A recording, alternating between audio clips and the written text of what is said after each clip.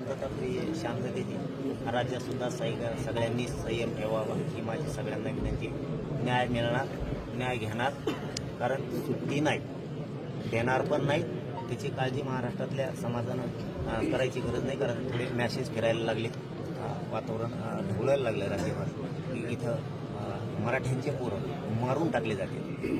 तरीही स्वतःच्या जातीचे पोरं सांभाळण्यासाठी आणि त्यांनाच मोकाट हिंडून द्यायची ही परिस्थिती इथं निर्माण होती. परंतु मुख्यमंत्र्यांनी याकडे लक्ष घालणं खूप गरजेचं आहे. कारण हा तुम्हाला डाग असणार आहे. जर राज्यातली शांतता भंग झाला तर याला जबाबदार मुख्यमंत्री साहेब सुद्धा राहतील. कारण मागण्या आमचं लेकरू जर मारून टाकलं, त्याचा मर्डर झाला आहे आणि तुम्ही ते आरोपी जर मोकाट असतील, तुम्ही त्यांचा FIR जर त्यांच्या म्हणण्याप्रमाणे लिहून घेणार नसाल तर ही चांगली बाब नाही. त्यांची मागणी निलंबित 2 ते पोलीस अधिकारी करायचे. ते जर तुम्हाला निलंबित होणार नसले, राज्य दूषित करणार असाल तर ही राज्यासाठी चांगली बाब नाही. इथं सगळी शांतता आहे. इथं मी स्वतः आहे, इथं सगळे पोलीस बांधव सुद्धा आहेत. सकाळपासून जे लोक बसले म्हणजे हे लोक संयमाने शांत आहेत.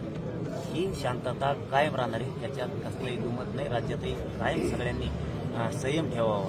मात्र न्याय यांच्या मागण्याप्रमाणे पाहिजे. कारण त्यांची बॉडी आत्ताही हॉस्पिटलला 24 घंटे होऊन गेले. किमान सरकारनं, मुख्यमंत्र्यानं त्यांच्या खून झालाय त्यांच्या प्रेताशी खेळू नये. आमच्या गोरगरीब मराठ्यांच्या भावनेशी खेळू नये. तातडीनं त्या सगळ्या मागण्याची मान्य होऊन न्याय देणं या लोकांना गरजेचं आहे. यांना न्याय पाहिजे म्हणून इथं बसलेत. ही रास्ता रोको नाहीये. त्यांच्या जीवाभावाच्या माणसाचा मर्डर झालाय, खून झालाय आणि इथं जर तुम्ही त्यांची मागणी मान्य करणार नसाल, त्यांना जर न्याय देणार नसाल तर मग मात्र सरकारनं विचार करणं गरजेचं आहे. आणि लोक जरा आवरा, आपले आसन माज मस्ती काही मगरुली तर जरा आवरा. त्यांना जरा शिक्षण द्या चांगलं, त्यांना जरा चांगल्या भाषेत सांगा हे चांगलं नाही म्हणून. नेते म्हणून स्वतःच्या चिंते पडवणारे जे आहेत ना, मोकाट सोडू नका. तुमच्या समुदायाचे आहेत म्हणून मोकाट सोडू नका. कारण आरोपीला जात नसती हे लक्षात ठेवा. तुम्हाला शेवटचं सांगतो, तुम्ही याच्या जातीत तोडू नका. कुणाच्या तरी लेकराचा जीव घेणारा हा नराधमच आहे, हा मारेकरी आहे. याला पाठीशी घालू नका आणि जरा शिक्षण चांगलं द्या. जड जाईन बरं का.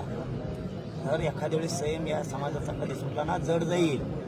तुम्ही लय मराठ्यांच्या भावनेशी खेळू नका. समजून घेत चला.